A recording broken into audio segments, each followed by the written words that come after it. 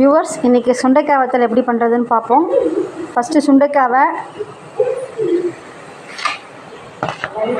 இதே மாதிரி கட் பண்ணி வச்சுக்கோங்க.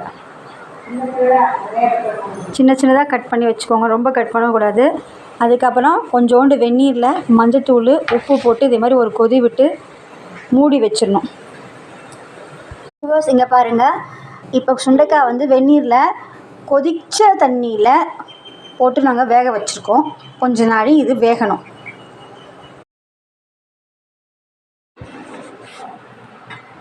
நீர் போட்டுட்டாங்க.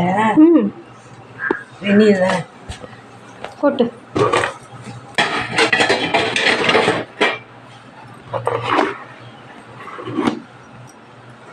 பார்த்து கொட்டு, இதில் இடிச்சிக்காத. வியூவர்ஸ், இப்போ பாருங்கள், சுண்டைக்காய் வந்து நம்ம உப்பில் தண்ணியில் வேக வச்சது. அந்த தண்ணியை ஃபில்டர் பண்ணிக்கிறோம். ஃபில்டர் பண்ணி இப்படி வடிகட்டி கொஞ்சம் நேரம் வச்சிடணும். சுண்டை வத்தை போடுறது சிம்பிள் ப்ராசஸ் தான். பட் அவங்க ரொம்ப பரம்பரையாக பண்ணிட்டு வரதுனால ப்ரொசீஜர் இது இப்படி தான் பண்ணுறாங்க.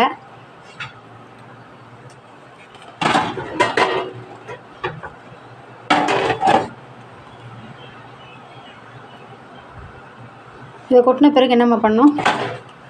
1 மணி நேரம் கழித்து அப்படியே எடுத்து வச்சு லேசாக காய போட்டு அப்படியே தயிரில் எடுத்து போட்டு கொஞ்சம் உப்பை போட்டு குலுக்கி மூடி வச்சிடணும். 3 நாளைக்கு மூடி வைக்கணும்.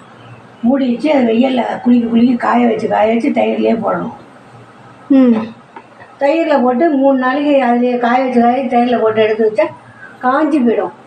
காஞ்சி போனாலும் எடுத்து ஒரு டப்பாவில் கொட்டி வச்சுட்டு வேணும் போது குழம்பு வைக்கலாம், பொரிக்கலாம், சுண்டைக்காய் பொடி பண்ணலாம், எல்லாம் செய்யலாம். பாருங்கள், இது நல்லா தண்ணி சுண்டைக்காய் வெந்துருச்சு. இதை வந்து தயிரில் மாற்றிடுவாங்க. கொஞ்சம் நாள் கழிச்சு நல்லா புளிச்ச தயிரில், கெட்டி தயிரில் சுண்டைக்காய் போட்டு கொஞ்சம் உப்பு தேவையான அளவுக்கு போட்டு நல்லா குலுக்கி விட்டு வச்சுருவாங்க. வெயில் வரும்போது அதை காய வச்சிடணும். அவ்வளோதானம்மா?